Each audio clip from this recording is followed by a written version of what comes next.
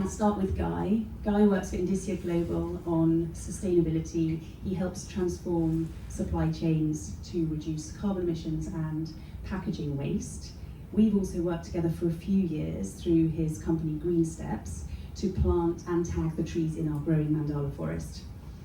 And I first met Guy just after he'd been on Tandron Beach, and you will often see him in Sentosa with a coffee when he's been down to the beach on an early morning. Genevieve is a long-term member of ours. She was previously with the government and AWS, and is now with Amazon. Obviously here today in a personal capacity, but Genevieve has done all sorts of things and has many sustainability hats on the various committees that she sits on to do with sustainability. So thank you for coming. And then Prescott Gaylord is a friend of mine as well. We originally met during COVID when we worked on a circular project.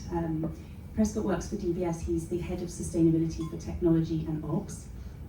And he is a wonderful advocate. He makes a lot of noise where noise needs to be made. And I love talking to him about sustainability because he thinks about it in a very clever way. Actually, as do the three of you, I'm very excited to have this conversation with you all today.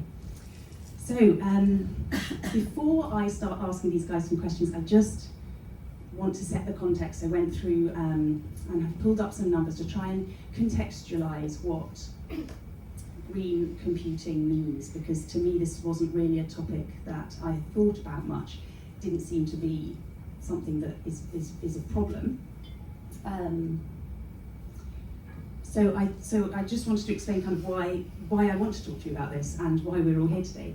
So all the indicators around digital processing use are all just shooting up. So I've just put one up here, which is how much the workload on data centers has increased. This is over that 7-year period, 340%. But if you look at internet traffic as well, if you look at computation, they're all rising. Over the same period, the energy use of data centers has risen, but really not as much. And 70% is at the higher end of the scale. It's somewhere between 20 and 70%. So the amount of processing that we're doing is rising, but thanks to energy efficiency, thanks to computational efficiency, it's rising much slower. And that puts us where we are today, which is that data center energy usage is contributing 1 or 2%, using 1 or 2% of global energy, electricity basically, at the last available data. So I looked at that and I said, okay, well, we're using a lot of, we're doing a lot of digital things, we're computing a lot, it's rising, but that's really good because of energy efficiency and kind of clever things that the tech companies are doing. This is sort of manageable. And then I sort of realised, well, that's looking back, and actually something's happened in recent years, and I'm sure you all know what I'm about to say.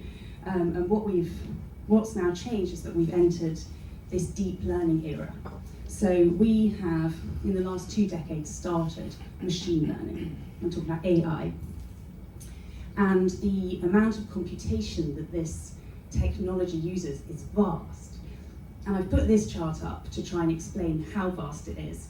This is a logarithmic chart. So on the bottom we have over time computation on the y-axis. So computation is how many computational steps it takes a machine to find its answer, basically. So it's an indicator of kind of how powerful and how clever that AI machine is, how many steps and how many things it's doing to get to the answer at the end. And the amount of processing and computation that's going into today's AI machines is exponentially more than it was when we started here a couple of decades ago. And I don't know if to you exponential means what it means to you. It's a growth pattern that is kind of beyond what we can imagine. And so a good way to kind of explain that was, I had a look at the computational increase in the last year. So I looked at the highest processing AI machine in 2023, that was Gemini's, Google's. And then I looked at the highest processing AI machine in 2022, which was GPT version 3.5. And the increase, the number more computational steps that Gemini uses is 30 times. So in 1 year, our best AI machine is now doing 30 times more computational steps And then I said, okay, well, I'll look back over 10 years and see what was going on 10 years ago. And there's a little, the one that was using the most steps 10 years ago is called trans-E, whatever that is. And the difference in computational steps is 60 million times more. So that's what exponential growth is, and that's how quickly our processing requirements are growing at the moment. And so then you start to look forward and you say, well, what are we going to need in terms of processing power in another year, another 5 years, another 10 years? And just before I bring it to a close, I need to talk about another thing which has been growing at the same time, and that is the water that we use to cool data processing centres. And they're very thirsty. Data chips need to be cooled, we use water. These guys will tell you all about how the more clever chips and the AI processing machines need even more cooling for some reason. And it means it's hard to talk about kind of what is the percentage use of water of data centres, because water is a renewable commodity. We have 75% of the earth is covered in water. With water, it's more about how much are you using, when are you using it, where is it coming from? And if you need a lot of water all the time, that's a problem if it's in areas where there's water scarcity. So the fact that data centres and basically digitalisation of our lives uses water can be a problem and is a problem in some places. So up to about 20% of data centre water that Google and Apple are using, Google and Microsoft using, sorry, is coming from areas of water scarcity. And so this hopefully puts a bit of context around these kind of headlines that presumably you've been reading as well. So you're starting to see in Ireland, in Singapore here, data centres not being given licenses to be built because we're worried about the amount of power that they'll use for the grid. So that's energy security problem. And we're worried in some cases as well about where the water's going to come from. And it has to be clean water, it has to be processed water. So it puts stress on the energy grid and it puts stress on the water systems. So I just thought I would sort of try and summarise that in a kind of problem statement for this morning. What is the problem? Why is there a problem? To me, when I looked at those numbers, it's very clear that this is a big growing issue. In a world where there is a threat of water security, we might run out of water by 2040, clean fresh water. And in the decade when we need emissions to halve, so by 2030, in order to meet the Paris Agreement, an industry that represents about 2% of global energy use is growing exponentially, as I just showed you on that chart. So that's a kind of, to me, that kind of goes, okay, that's a big problem, and it's worth us talking about it, and I had no idea about this. So I hope that gives a bit of context, and I'm now going to turn to our three experts and ask them about this. So I thought I might start with you, Genevieve, and ask you about technology. Can you explain why tech has a sustainability issue? Thanks so much for having me, Lily. Just a bit of a background. So I headed up sustainability strategy policy at AWS for the past 4 years, and I'm currently at Amazon now, the worldwide sustainability team, leading construction of our portfolio in carbon credits and HME solutions. Now, I think we can't do without technology today. Right? In fact, as the world embraces more technology and innovation, we will need infinite amounts more data, processing, compute, and storage. And the question is whether or not we can reduce our dependency on technology, or whether we can simply increase the efficiency with which we use technology and innovate in order to reduce the footprint. And I think that's where the key lies in the latter. At AWS, and I can only speak from my AWS experience, we look at sustainability through 3 different lenses. So 2 main buckets, sustainable IT and IT for sustainability. And when it comes to sustainable IT, we first talk about sustainability of the cloud. That refers mostly to the infrastructure, sustainability. AWS, we try to be as efficient as possible. So there's been research done by 451 Research, which is an S&P Global Intelligence affiliate, that simply by moving your computer workloads from on-premise data centers to hyperscale cloud data centers like AWS, you will already reduce your energy consumption and associated carbon emissions by 78%. And this is an APEC, so this was an APEC specific study. by reducing your carbon emissions by 78%, and your energy demand, that already to begin with reduces your footprint compared to on-premise data centers. I don't understand why that would be. Can you explain why that brings the carbon down? Right, because hyperscale data centers are much larger, and so we have scale. And with scale, we can actually customize a lot of the computer chips that we use. So for instance, we use third generation Graviton 3 processors, which are up to 60% more energy efficient than the second generation Graviton 2 processors. But it's also about utilization rates. So in hyperscale data centers like AWS, utilization rates go up to 80% on average. Whereas on-premise data centers, I think on average, the utilization rates are far below 30 or 40%. So another way of looking at it is like using public transport, like a bus versus a car. Right? With a bus, you can transport many more people for the same amount of energy as you would be able to with a car. And that's because we have a lot of scale and energy efficiency, and we custom make all our computer chips. Okay. With NVIDIA. Thank you. Do you have some other examples of kind of clever ways that you can deploy technology or use technology to kind of address these issues? Sure. Let me just quickly go on the other parts of the sustainability rate. So on top of that, we also try to find ways to address our other embodied carbon in our data centers. So we use low carbon concrete. We've invested in this company called Carbon Cure, which sequesters carbon in the concrete production process, and that reduces our embodied carbon by up to 20%. We also use low carbon steel, so that makes use of steel from electric furnaces instead of typical gas, and that itself reduces the carbon footprint of your steel production as well. So that's sustainability of the cloud. Then there's also what we think of in terms of sustainability through the cloud and sustainability in the cloud.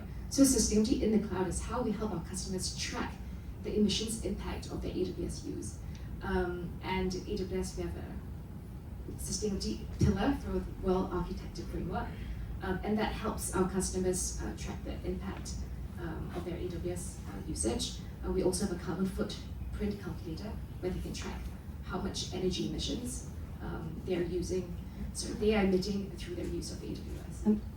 And would they be able to do anything with that information? So you kind of help them find out what their footprint is. Do they then, can you help them reduce it? Because I'm sure they could go in and offset it, but that's not kind of fixing this problem. Yes. So we help them, we work closely with them to optimize their workloads, to make them as efficient as possible.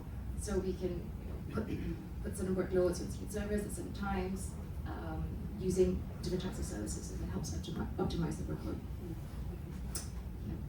And then the last, of course, is sustainability through the cloud, and that's how we actually use cloud-enabled technologies like data science, AI, machine learning to accelerate the sustainability transformation process itself. Amazon has a net zero goal of by 2040.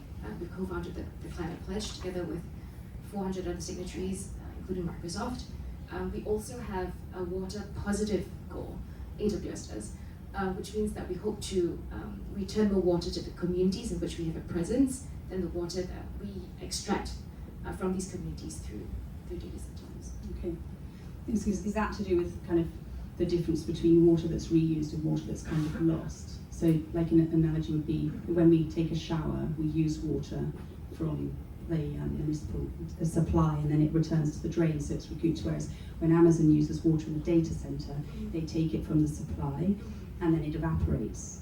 So there are 3 ways we try to reduce our water, 4 ways we try to reduce our water usage. So first, water efficiency. So we've got a metrics called water usage efficiency, and our metrics right now is 0.19 liters per kilowatt hour, which means we use 0.19 liters to power 1 kilowatt hour of data centers, and that's one of the lowest in the world. So in water efficiency. Second, we take water from sustainable sources. And third, we reuse water. So sustainable sources in Singapore, for instance, we use new water, right, which is essentially recycled wastewater. And then third, we reuse the water. So there's cycles of concentration where we reuse the water across many cycles. I think can't remember the exact number, I think it's like 12 to 13 times we reuse the water as much as we can. And then we also reuse the water through, in other countries, for farming and irrigation. And the last is through water replenishment. And we work with local NGOs on the ground, like water.org and WaterAid, to replenish water communities that are present. I have to say that all sounds really good. Like, you know that there's an issue and that you're looking at renewable energy, you're going to be net zero by 2040, you said, and all this sort of stuff on water. I mean, are you painting a rosy picture there? I mean, I can see what you're doing now. Do you really think that you will be able to deliver on these promises if AI computation really grows at the speed and the scale that we're seeing? Yeah, that's a very good question. We have a goal to also be 100% powered by renewable energy by 2030, and we're on path to achieving that by 2025. So as of 2022, 90% of our operations were completely powered by renewable energy. Amazon is the largest corporate purchaser of renewable energy globally. We have over 400 utility scale projects at this point in time. So I think on the renewable energy front, we will probably be able to reach that because we're constantly trying to increase the supply of renewable energy. With regards to net zero emissions, I think obviously the elephant in the room is the use of increasing and exponential use of AI.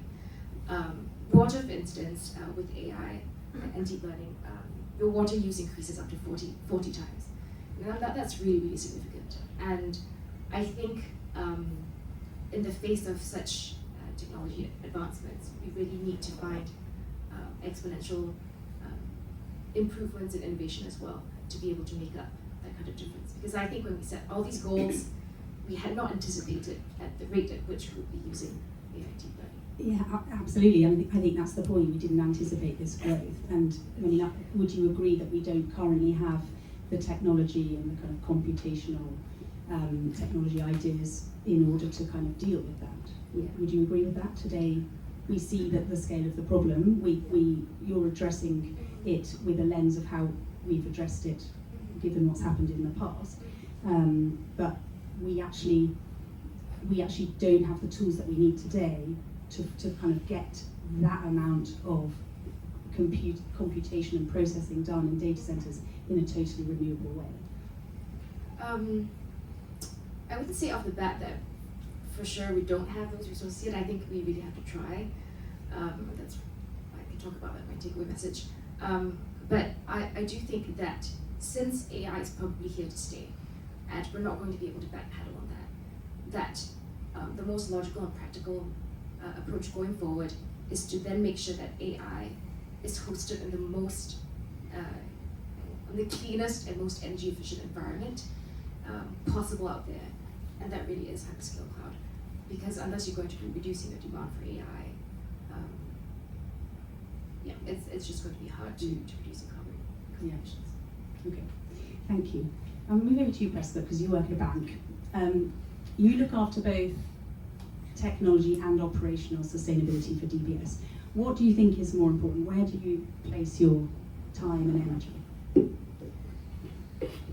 Well, like most companies, like most kind of corporate sustainability groups, most of it is placed in operations.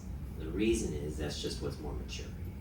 We know how to have corporate sustainable procurement. We know how to do corporate sustainable real estate. We know how to. There are people who get degrees in this, and so the people who work for me, they generally do that. Is that where they should be? I think as of today, no.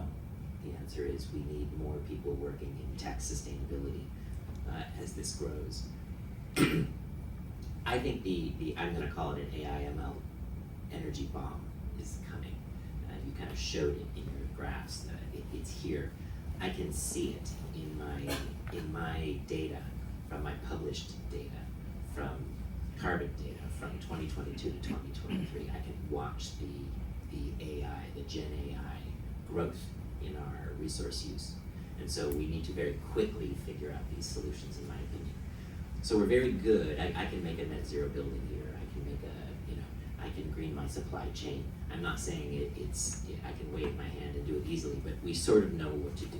We sort of know how to do that. The tech side, I think we are, Genevieve said, yeah, we definitely need to be doing that. We know we can't backpedal on AI, so we know we have to figure out ways to do it. But basically, we should be spending a lot more time and a lot more resources and a lot more people in learning tech sustainability and green computing. Yeah, we just have to.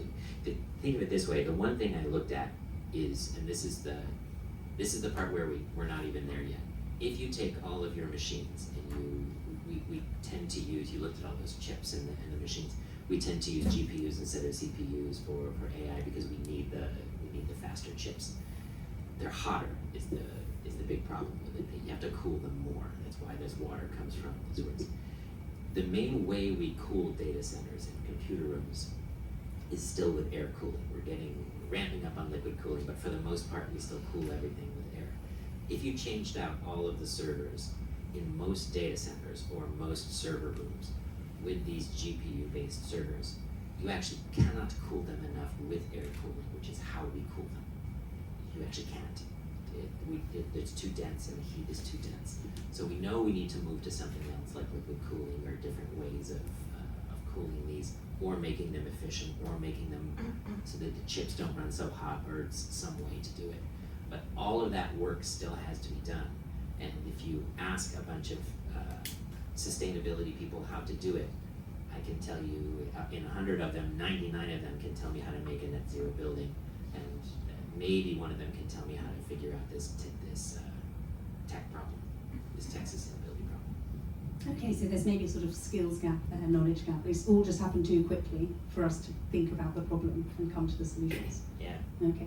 So do you have some examples of what you do in your line of work when you've seen your tech carbon footprint, you've looked at those numbers, and you go, okay, I'd like to reduce those across the bank. What kind of things do you look at? What can you optimize? Well, I can't really talk about what we're doing, but what I can talk about is what people should be doing and what I hope people are doing. And I will say there's the hardware side and then the software side, and then there's just the strategy side. Like it's interesting, like moving all of your server rooms to an off-premises co-located data center. That is efficient. That's the part that is important.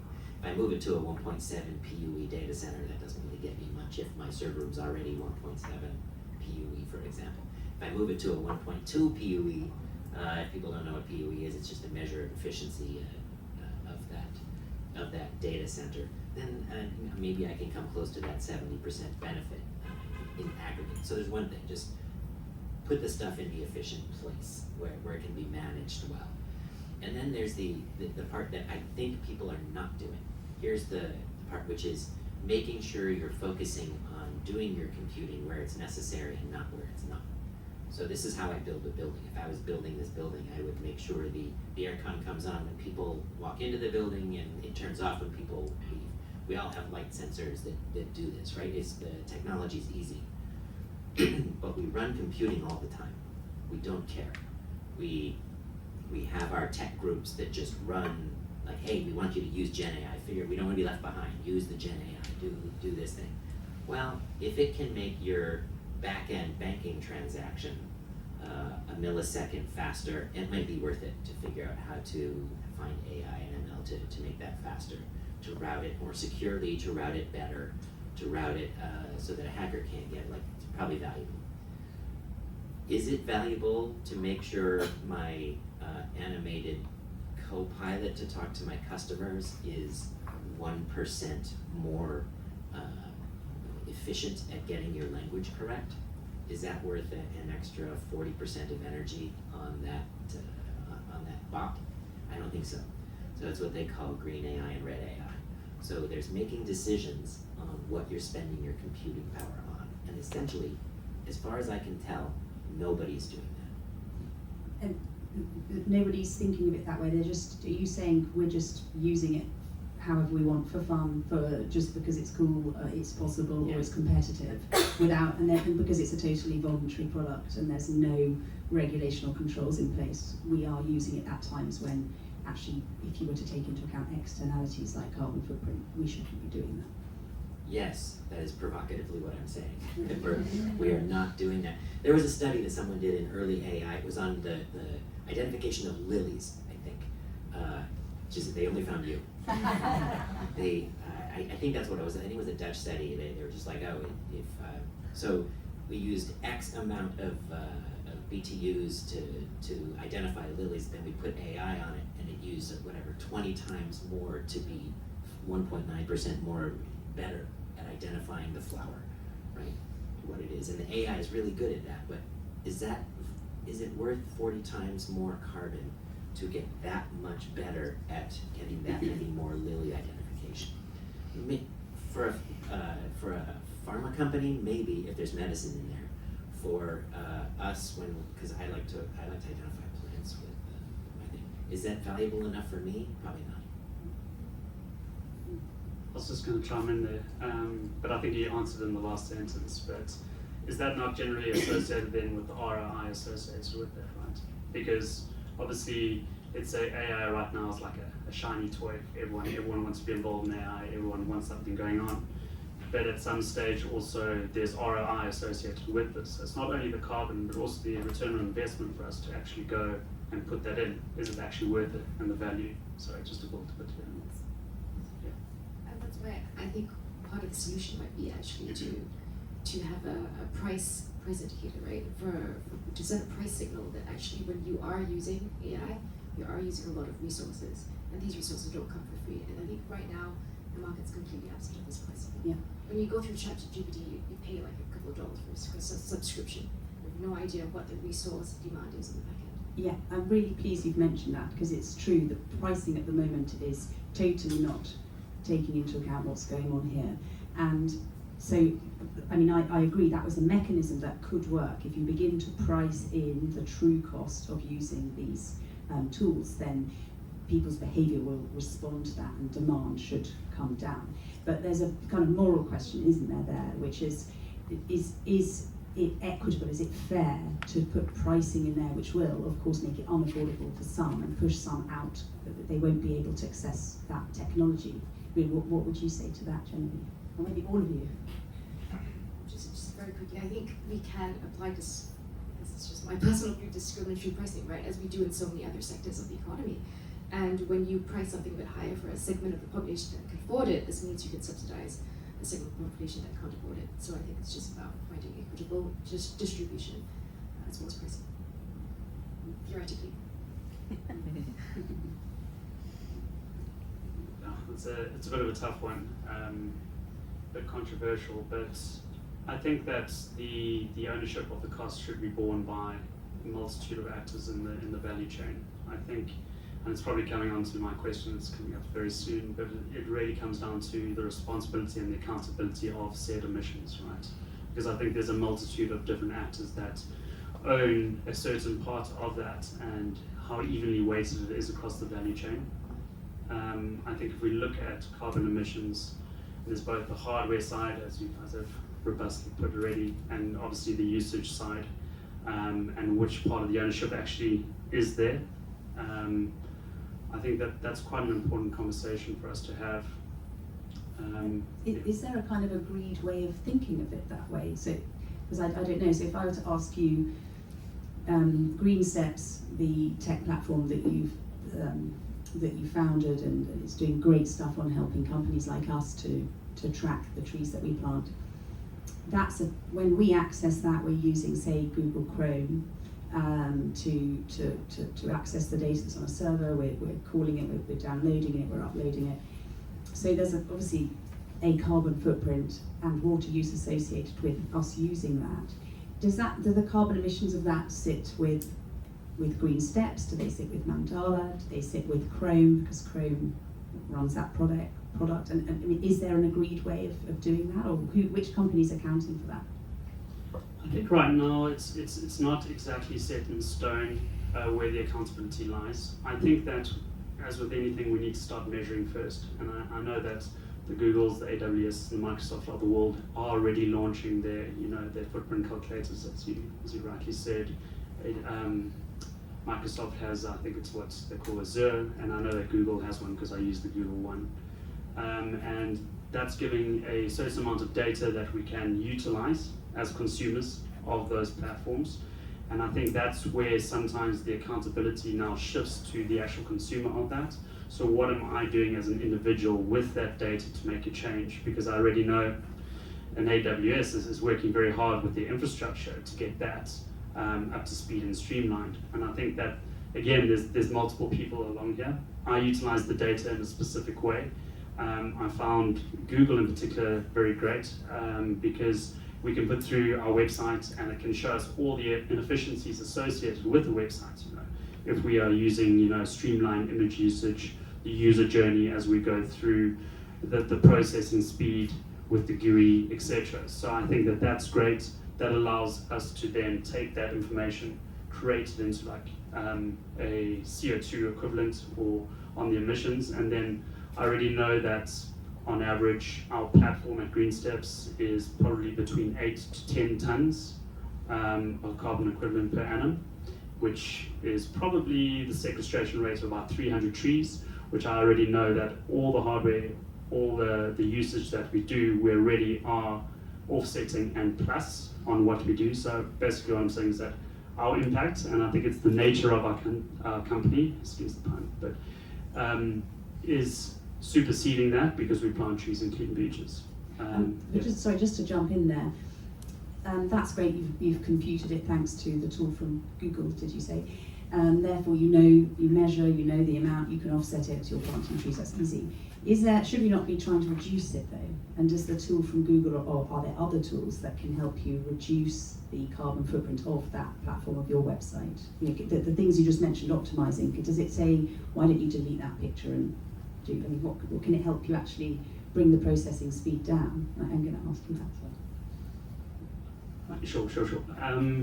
So it's a good question, and I might just put it out there very quickly of where digital footprinting is in our journey and where we are. In the sustainability strategy that we've designed at Indicia worldwide, digital footprinting was almost on the priority list at the very end, right? So we had to look at the supply chain, we had to look at the sourcing, we had to look at our conscious ordering, but digital was right near the end. So we're not as advanced in the thinking as I would like to be honest. But I do know that looking at certain tools, like the Microsoft Azure platform that we're using, we can look at all our employees and their usage globally. You start to see data points, and you start to see patterns, and you start to see exponential areas of growth in those emissions. The Google one in particular, I've really enjoyed, is that you can analyze your web platforms and you can analyze your websites, and you can quite clearly point out what are the key areas that potentially you need to focus on to streamline and reduce the energy usage of this. I have not utilized it in practice yet, but in the next month we are looking at a Green Steps overhaul. So. Thank you. Do you have some examples of how you can, I know I asked you for some examples before, but it doesn't have to just be at DBS, but sort of generally about kind of computational things you could change, or the way that you use a computer? Yes, I think there's growth in this thinking, in that several people have come to me and said, we can footprint your website, and they always have ideas on how to you can change this to have fewer server calls, you can change this to, you can wrap the classes a little bit differently, you can have different refresh rates on it, you can change the color of the website, and that weirdly makes a difference. And so if you look at it, which is the best color? Black. Cheery. Yeah. Pixels off is the but they have, you can see if you Google what are the most energy efficient websites and stuff. There's examples of them that various people will do, and you can see what they look like. They're not as flashy, they're not as big, they're not as something. You can actually make more simpler websites that have different refresh rates and server calls. So there's that, and in general, I know they measure, we think it's 30 to 40% reduction in energy use from a website just from these very few things. What we're not great at yet, I think, and I was actually going to, Genevieve was talking about this, I was going to ask if they could do that, is we can footprint IP addresses. We could footprint by employee, but I am having a lot of trouble finding a cost-effective way to footprint applications. So think about it this, so because we're virtualized, it's easy to do. If I have an application on a server, I can measure the output, the resource use of that server, or all the servers that it's on in a data center or a floor or whatever, because it's easy to address a server. But that's not how we really serve up applications. We serve them in what we call a virtualized environment. So 5% of it's here, 1% of it's there. Like it's all in the cloud a bit. So it's on a lot of, and overall, that's actually more efficient. But it's also harder to measure. So for example, if you ask me, what is more, if you all take out your phones and be like, well, what is more energy efficient if I make a payment over PayLah or I make a payment over PayNow? I have no idea, but I'm trying to measure that. I don't know. And I'm having a lot of trouble getting someone to tell me even how to think about measuring that in a virtualized environment. So you were talking about, like, can you measure that? If you're all on AWS, for instance, I think there's a way. You think? I think so. Well, I by hope so. AWS services, we can definitely tell you what footprint those services are. If we're virtualized and every bit of it is Distributed. yeah, But if we're within distributed, yeah. AWS, I think they'll be able Okay. to give you an estimate, but it will probably be notional. I If don't. you're- I already can it's using estimate. estimates. Yeah. I think that's brilliant, and I really want to ask you now about competitiveness, because I think that's where this naturally leads next. So you're talking about looking into these things, and it's really admirable that you think that way, and we all need to think this way. But why do you care? That's my question. And there are plenty of people in other companies whose companies have carbon footprints which could be optimized, who don't think like that, either don't care or let's be less cynical, don't know that they can optimize these things. There's what's the incentive to start doing this? Because it's entirely voluntary for you to try to work out the difference between PayLah and PayNow and then communicate that presumably to your customers. It's voluntary because it's basically free to pollute more, and so there's no kind of difference in price to you, to your customer. So how can you, does thinking this way make you more competitive? Does it improve your brand? Does it save you money? Or do you just do it because that's who you are? Like, and how can we extrapolate to other companies and get the whole economy thinking like this? Oh, I don't know how to answer the last question. But the first question, I do have a bug in my bed on that one, because probably it makes us more competitive. Yeah, probably it's good for the brand to do it. It's good for AWS. It's good for us. It's good for everybody to competitively be more sustainable. But probably not enough yet. Having said that, switch it from sustainability to hunger for a second. And what I really don't like is the instant we talk about corporate sustainability or corporate, what I call better world thinking, is it's not always about sustainability, it's about DEI, it's about equity, it's about everything. Change it to hunger, right? Or child labor, or something that is very clearly good and bad that we all can think of. Would we tolerate a boardroom discussion or a panel discussion on, well, okay, this thing creates child labor and this thing does not? Be like, well, is there a market benefit to you not making this child work at 4? It doesn't matter. To me, it doesn't matter at all. We wouldn't tolerate child labor if we're talking about child labor. Why do we tolerate the same amount of death and destruction because the climate doesn't? We shouldn't. Yeah, probably there's a market advantage, but even if there's not, it's still the right thing to do, and we need to be doing better world thinking, because the whatever, a third of Bangladesh that's going underwater, like, causes the same amount of despair and destruction than might your product that has child labor. So why do we do it? Because we have to. Because we're human and we might have a soul. So I recommend to everybody to have a soul. how to make sure all corporates have a soul, good luck. Leo, I'd love to hear your thoughts if you have anything to say on that. I mean, it's a capitalist market, capitalist economy, and companies have shareholders they're accountable to, and it's about chasing money, isn't it?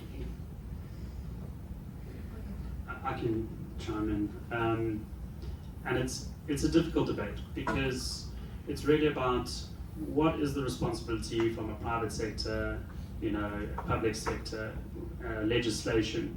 How does this all fit together, right? And I'm going to take an example outside of this space of digital and just speak like more on the tangible, real good scenario. I work with a multitude of companies, right? And what I find is that you'll have two different companies who manufacture a very similar product. Let's say one's shampoo and the other one's Head and Shoulders, whatever, right? It's a very similar product. Now, both of them are trying to seek a more sustainable supply chain, a more sustainable product, a more sustainable packaging. Yet one will be first to market with a solution, but yet the learnings from that solution will be obviously IP and therefore not shared out because it maintains that competitive edge, okay? And then the other one will be a bit of a slow starter and maybe continue to utilize harmful material, PVC, whatever it is, and get it into market. And because we retain this amount of competitiveness, which definitely exists and it is a differentiator, we also don't share as well in the corporate space. And it's really about how do we stimulate better conversations with large companies, be it AWS, Google, Microsoft. I'm sure they're already taking place, these conversations, but how do we stimulate them, not just in this space, but also other spaces, so people can work together with more purpose partnerships to solve problems that can only be solved with a true buying power for scalability. Yeah. So I'd like to respond very, very quickly. I think ideally we would all have a soul, and I think ideally we would do the right thing because it's the right thing. The reality in the world today is that corporates, many of them don't act like that. So even if you want to take hunger or child labor, the fact is there are plenty of companies, especially in China and other parts of the South, who will go ahead, without much hesitation to utilize child labor. So unless you have market interventions, unless you have regulations, unless you bring in competition and the reputational aspects of doing business, that are the practical ways, I think, to contain greed and to contain the profit motive. I think that's just a practical necessity. In terms of collaboration, absolutely, I agree with you, especially bringing in big corporates to lean in with what they can bring to the table and to collaborate with each other. I think buyers coalitions are one way to do that. There's also the climate pledge signatories, and they have their coalitions as well, and they have alliances where signatories, including Microsoft, ourselves, and whoever signs up, we actually have different themes. For example, sustainable transportation or packaging, and then we work together and we share ideas and we experiment and we share knowledge. And actually, the surprising thing is that people have been very willing to share knowledge and to collaborate without trying to be secretive or turn guarding. When it comes to renewable energy as well, there are lots of renewable energy coalitions, and they work together in concert to try to increase the availability of renewable energy for everyone in the coalition and in the market. I'm going to get a coffee mug now that says, ideally, we would all have a soul. That's a good line. I do like that. No, that's very interesting.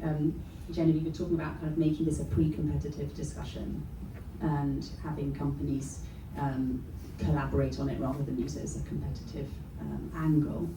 And I think kind of trying to bring this back down to kind of the people in the room at a sort of smaller scale and an individual scale.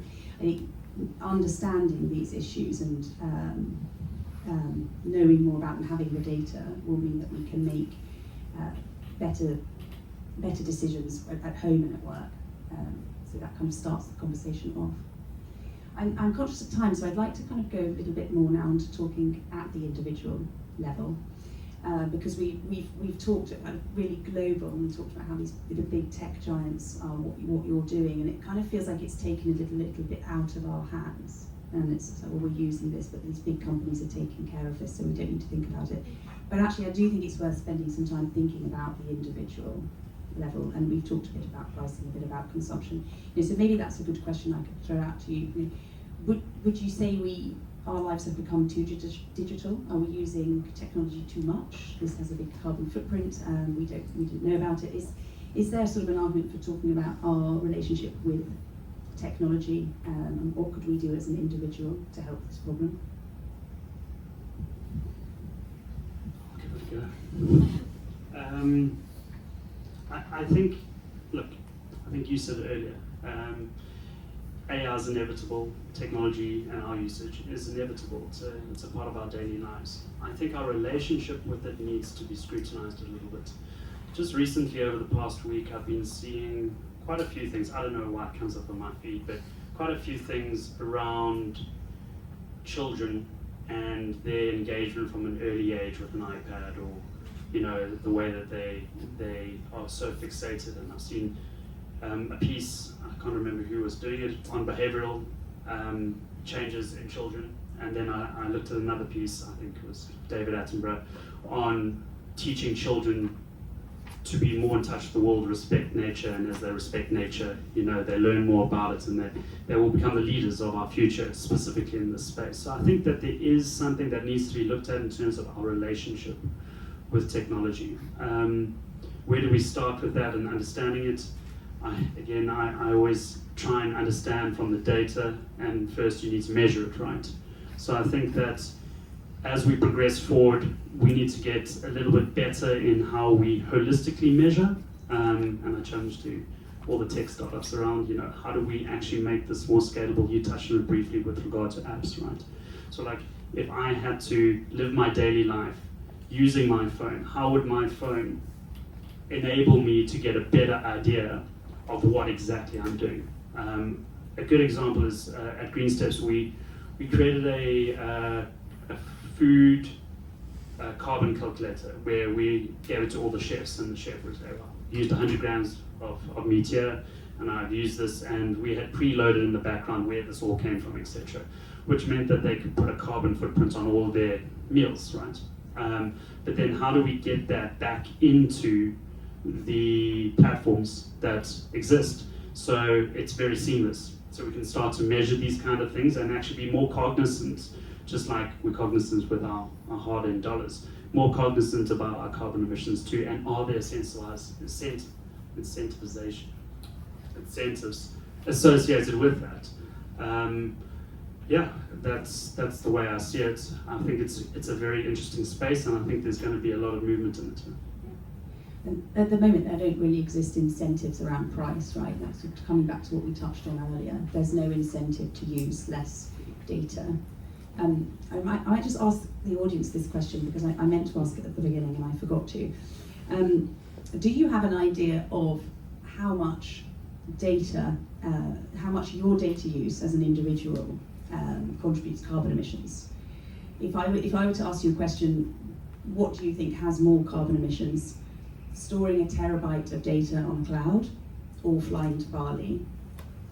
What would your answer be?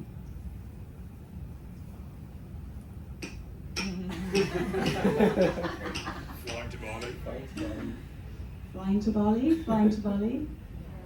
Is that, yeah? Is there anyone who thinks it's the data? I think it's a trick question.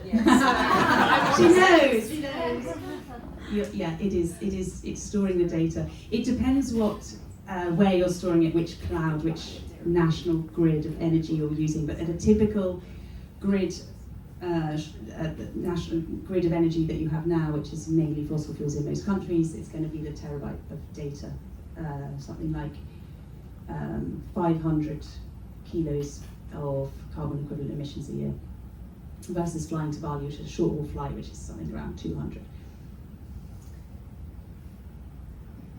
Yeah, so here's how I might think about it. If you look at the corporate side, we think half of corporate data is what we call dark data, right? If this is where we're going. Which means data that we store that likely we will never use. Obviously, we store a lot of data in case we need, or in case AI can learn from it later, and like I understand we do a lot of that, but likely we think half of it we will never use. On a personal side, I would imagine it's more. Our apps store a lot of stuff.